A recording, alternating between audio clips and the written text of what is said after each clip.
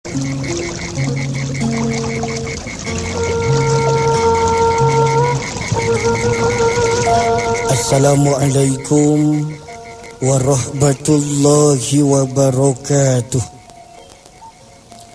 Innal hamdalillah nahmaduhu wa nasta'inuhu wa nastaghfiruh wa na'udzu billahi min syururi anfusina wa min sayyiati a'malina. May yahdihillahu fala mudhillalah wa may yudlilhu fala hadiyalah.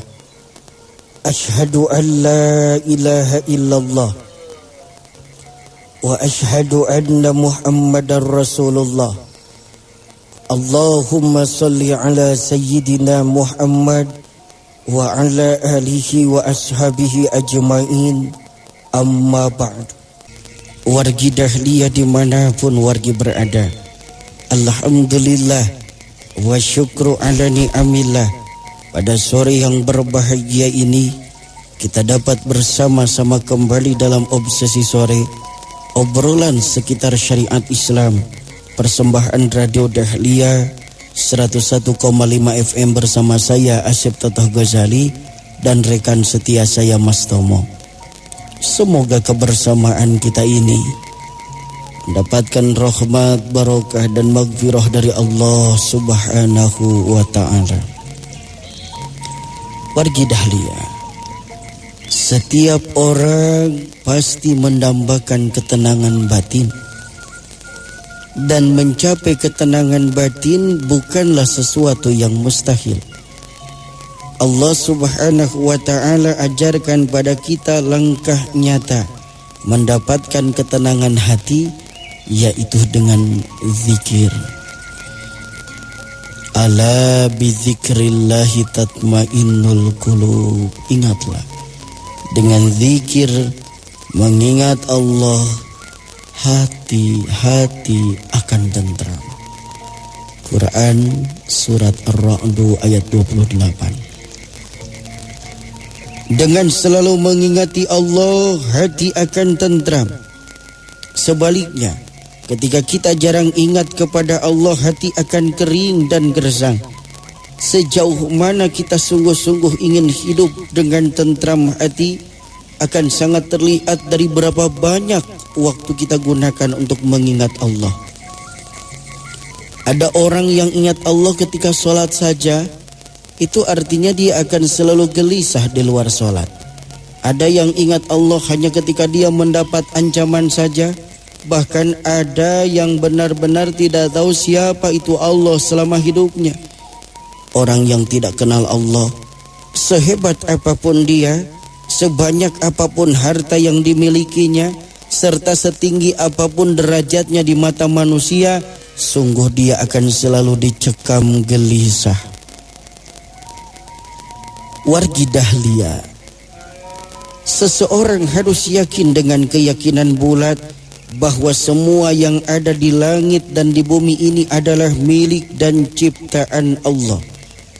Dengan keyakinan demikian, dia akan memperoleh ketenangan hakiki saat dia melihat banjir yang meluap-luap, bayi menangis, petir menyambar-nyambar, atau mungkin nyamuk terbang di sekelilingnya. Saat itu kesadarannya langsung tertuju pada keagungan Allah yang tak siapapun mampu menyamainya. Seorang ahli zikir akan jatuh dalam damai yang mendalam ketika merenungi hakikat pertumbuhan hidup manusia sejak masih dalam rahim, lahir hingga saat ajal tiba. Ketika dalam rahim, janin manusia lemah, tidak berdaya, namun semakin besar semakin kuat hingga sampai di puncak kekuatannya. Namun semakin tua, kekuatan itu mulai pudar hingga manusia seolah kembali ke tingkat kekuatan bayi yang lemah. Semua ini terjadi melainkan karena kuasa Allah Subhanahu wa ta'ala. Para ahli zikir akan menjadi manusia pemberani. Hatinya akan selalu bergetar ketika menyebut asma Allah. Semakin banyak mengingat Allah, kadar keimanannya semakin bertambah. Dia tidak akan takut diancam oleh apa dan siapapun makhluk yang ada di dunia ini. Dia hanya merasa takut akan ancaman dan murka Allah. Orang yang telah mencapai derajat ini tidak pernah merasa was-was dalam bertindak. Tiap-tiap sesuatu yang dia hadapi dijadikan sebagai ladang amal. Bahkan dalam bertransaksi sekalipun, dia akan memikirkan keuntungan bagi orang lain. Dia tidak khawatir dengan harga yang dipatok pedagang. Dia akan merasa bahagia dengan berbagi rizki kepada orang lain.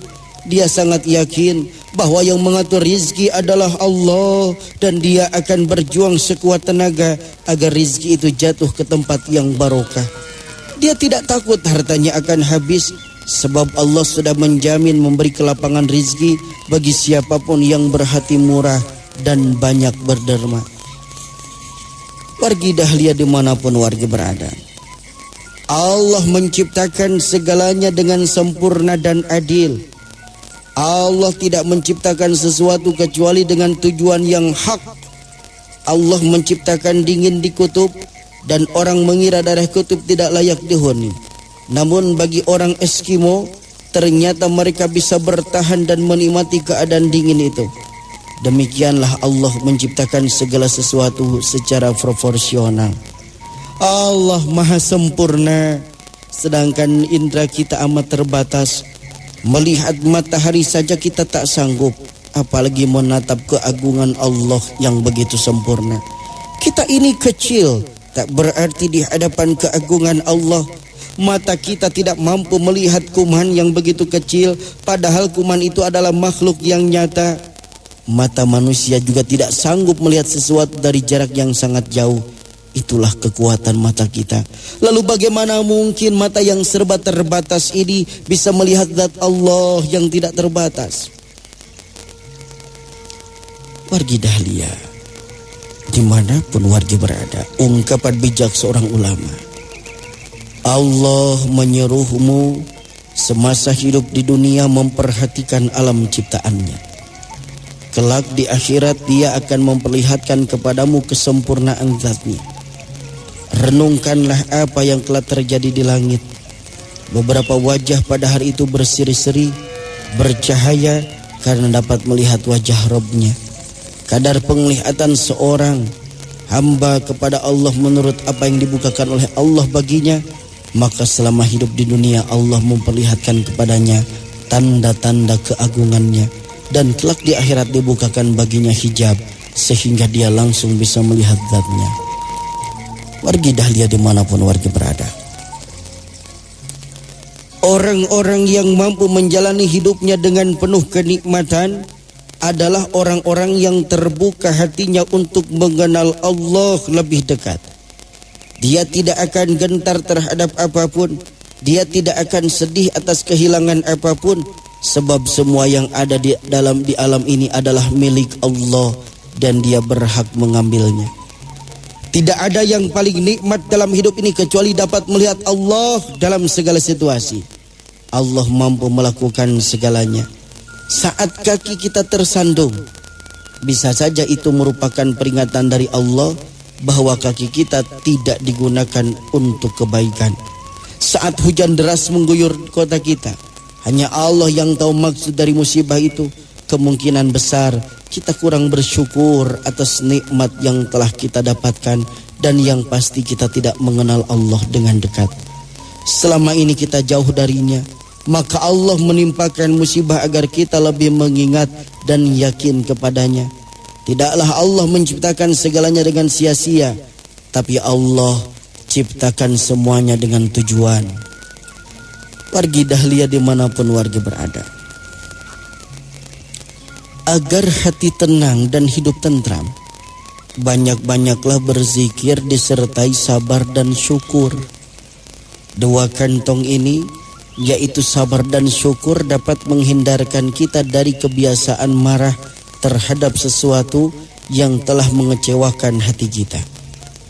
Kemarahan yang kita alami bisa jadi penyebab jawabannya adalah keinginan dan harapan tinggi yang kita miliki.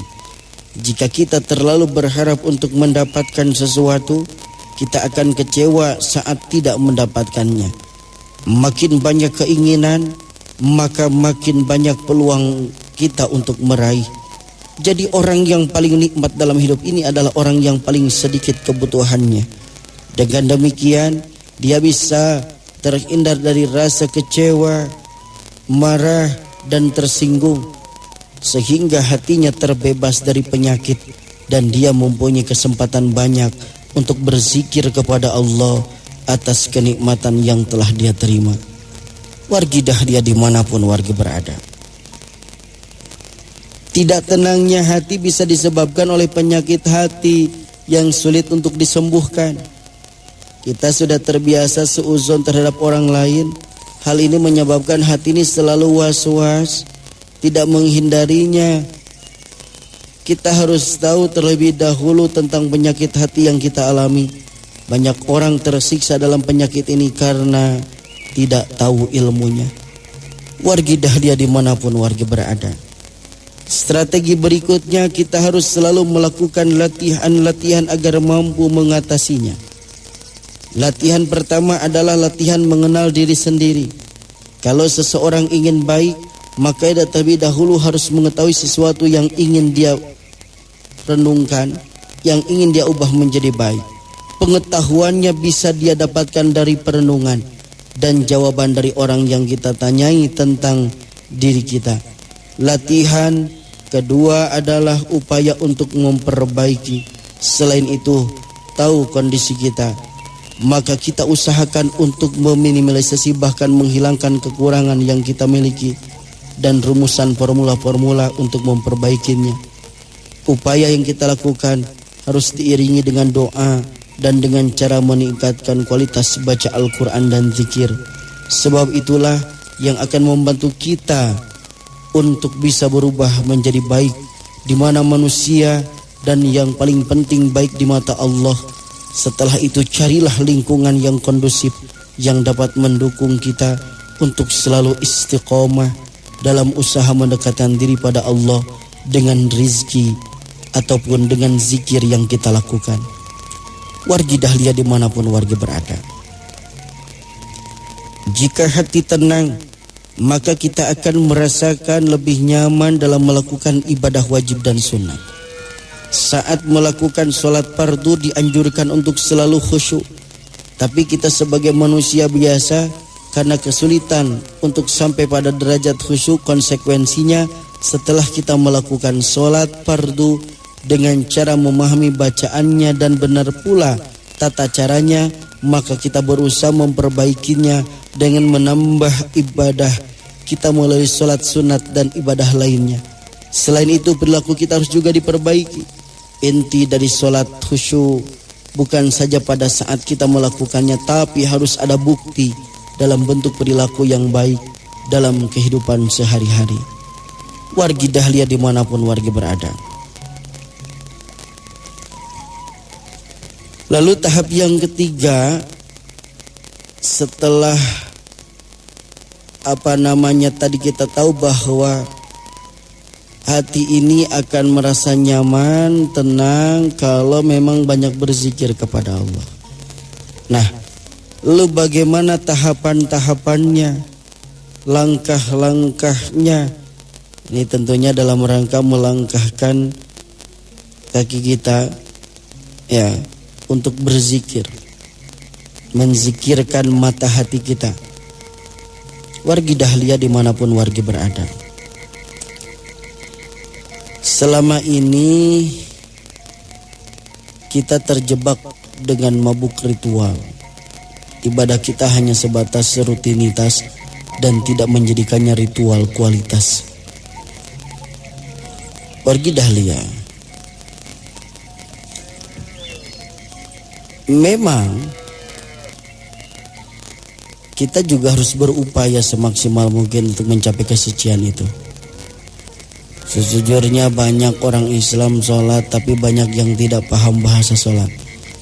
Kita juga puasa tapi tidak paham guna puasa, apa arti puasa, atau bahkan ibadah haji tapi ditanya tentang haji tidak tahu.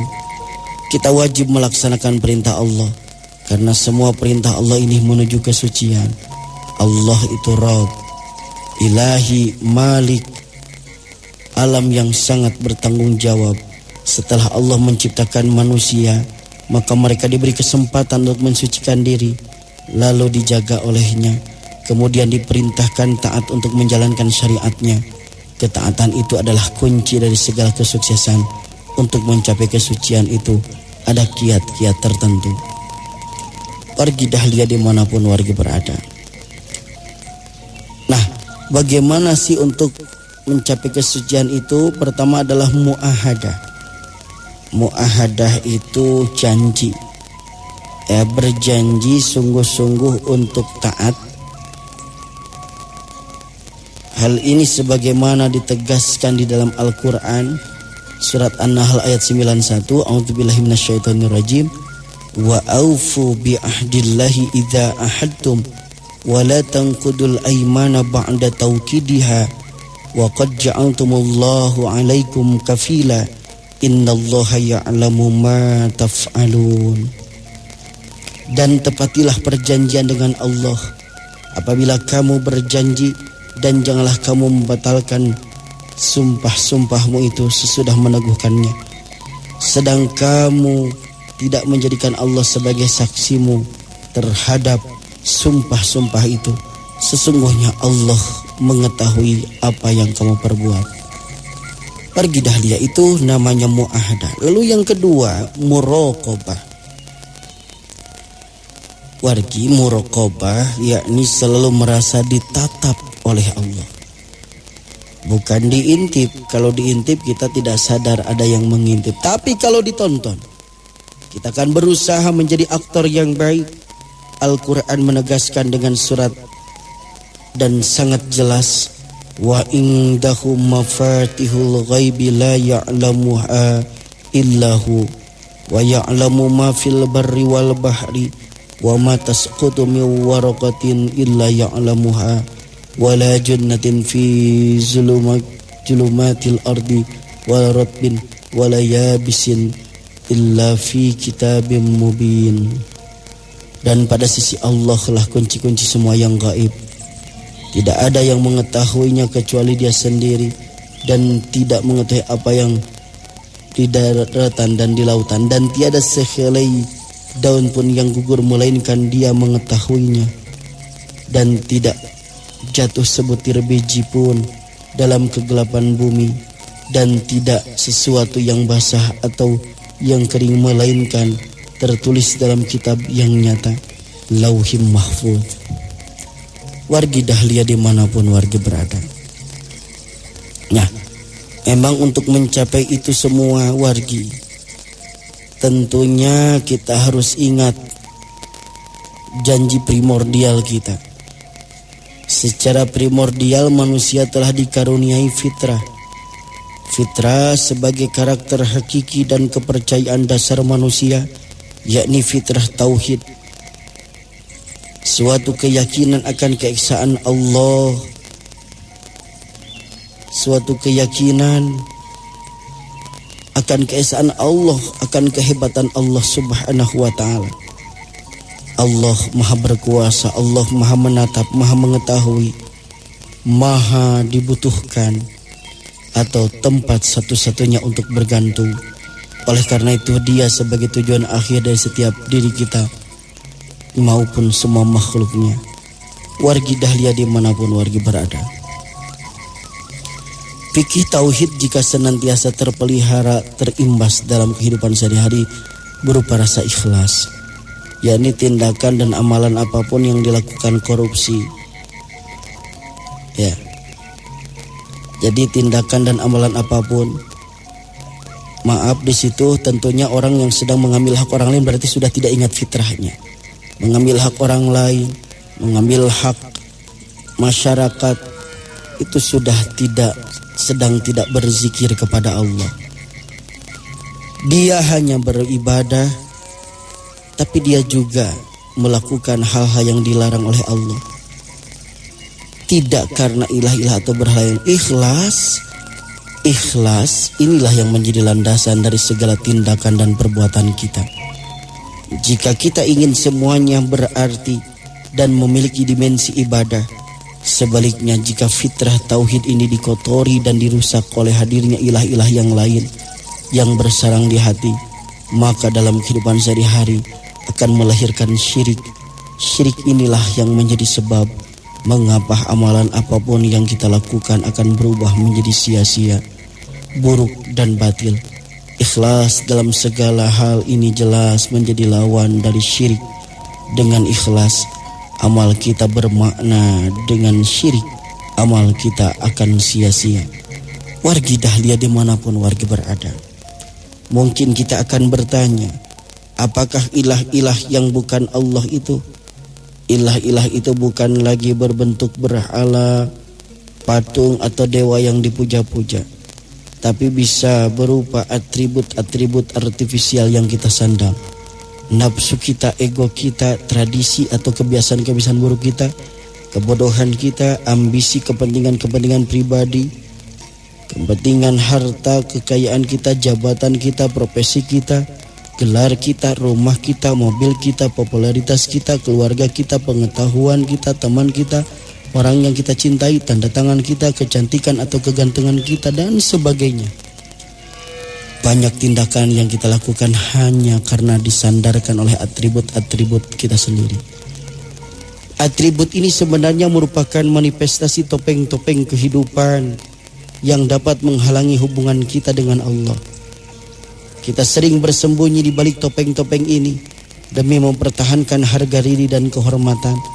Atribut-atribut lahiriah seperti ini akan sangat berbahaya jika kita tidak bisa menempatkannya dengan benar sebagai konsekuensi dan amanah dalam kehidupan. Jika keberadaan dan kesadaran kita hanya merupakan turunan dari atribut-atribut artifisial tersebut, maka dapat mereduksi atau merendahkan diri kita menjadi hamba sesuatu selain Allah. Ini adalah derajat yang sangat nista dan begitu rendah di matanya. Wargi Dahlia dimanapun wargi berada, agar kita tetap mampu mempertahankan jati diri sebagai hamba Allah dan khalifahnya, yakni agar fitrah tauhid tetap terjaga, maka hal yang pertama adalah kita harus buang segala bentuk ilah, kotoran dan penyakit yang melekat padanya terlebih dahulu. Hal ini tidak bisa kita raih kecuali jika kita senantiasa melakukan zikir kepada Allah. Ketika hati sudah suci, bersih dan lurus, maka niatkan yang bersumber yang sangat kita butuhkan. Tentunya niat yang bersumber darinya akan memiliki keikhlasan beramal hanya karena Allah. Demikian pula jika hati telah tersucikan, maka akan baik pula lah perilaku seluruh anggota tubuh kita.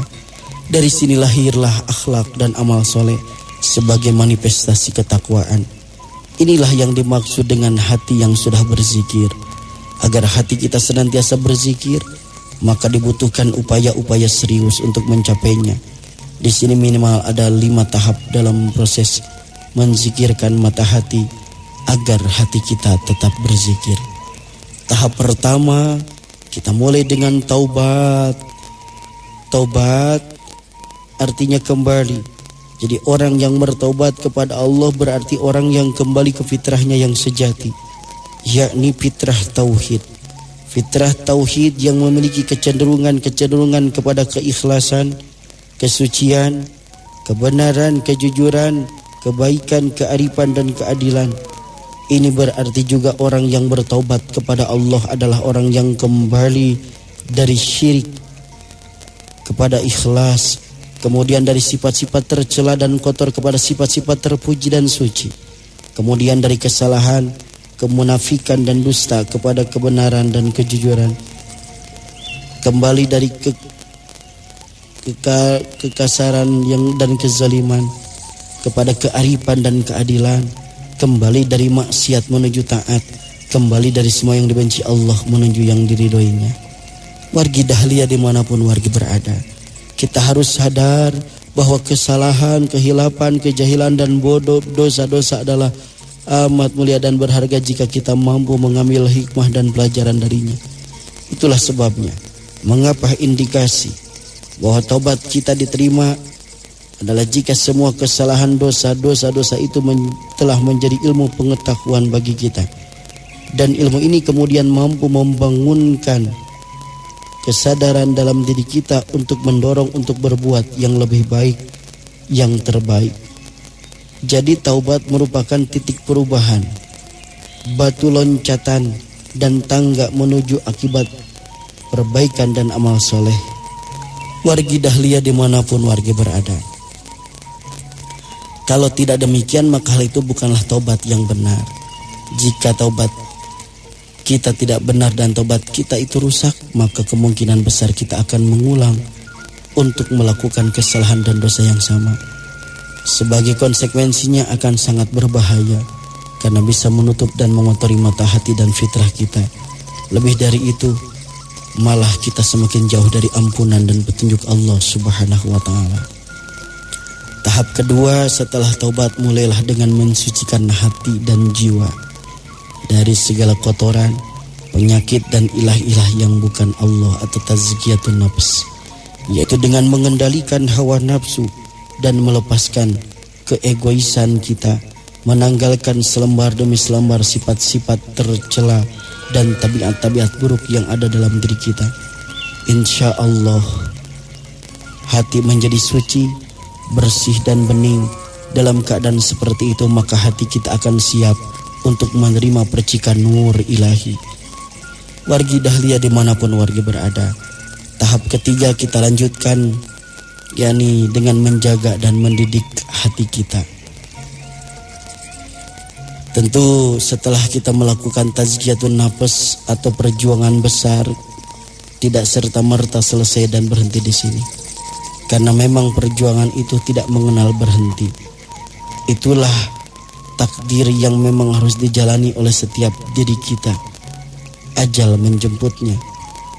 Hati kita harus selalu dididik dan diinstruksi, atau bahkan diintegrasi terus-menerus sampai dapat dikuasai sepenuhnya, sehingga hati kita terbuka, hidup dan peka terhadap kebenaran, kebaikan dan perbaikan. Akhirnya hati ini bisa membimbing segala macam tindakan, dan inilah sumber dan muaranya amal soleh. Lalu selanjutnya tahap yang keempat adalah di mana tahapan atau tingkatan keikhlasan atau predikat mukhlis. Lalu yang kelima, akhiri dengan merubah apa yang di luar diri kita. Setelah sebelumnya kita merubah diri kita sendiri melalui 4 tahapan tersebut tadi, baik itu memperoleh orang lain, sistem budaya yang menyimpang maupun kejahatan dan kemungkaran-kemungkaran lainnya, kita melakukan jihad. Setelah kita sudah menjadi manusia yang bangkit, manusia seru, manusia yang benar akan nilai-nilai ketuhanan dan moral, manusia yang telah keluar dari bungkus-bungkus nafsu hayati, dunia materi dan Tuhan-Tuhan palsu selain Allah. Inilah manifestasi hamba dan khalifahnya yang siap mengemban amanah suci dari Allah Subhanahu wa ta'ala, Tuhan semesta alam.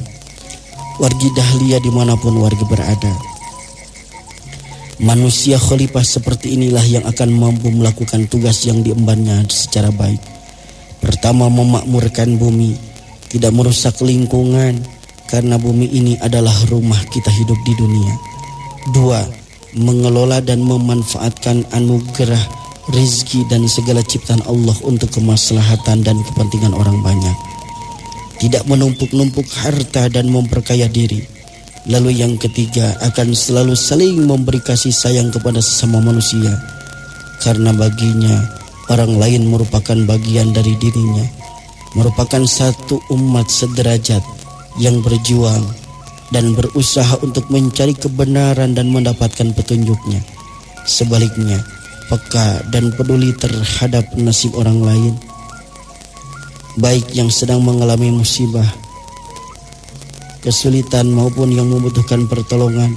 Dia pun menolong orang yang terjerat kebodohan, kemiskinan dan kezaliman. Yang kelima, senantiasa melakukan kebaikan, perbaikan dan dalam kehidupan nyata sehari-hari, mulai dari kehidupan keluarga, masyarakat bangsa dan bahkan dalam skala global. Mudah-mudahan obsesi sore pada kesempatan ini ada guna dan manfaatnya. Terima kasih wargi Dahlia atas segala perhatian. Mohon maaf atas segala kehilapan dan kekurangan. Saya Asep Tatah Ghazali dan rekan setia saya Mas Tomo undur pamit. Subhanakallahumma wa bihamdika asyhadu an la ilaha illa anta astaghfiruka wa atubu ilaik. Wabillahi taufiq wal hidayah. Wassalamualaikum warahmatullahi wabarakatuh.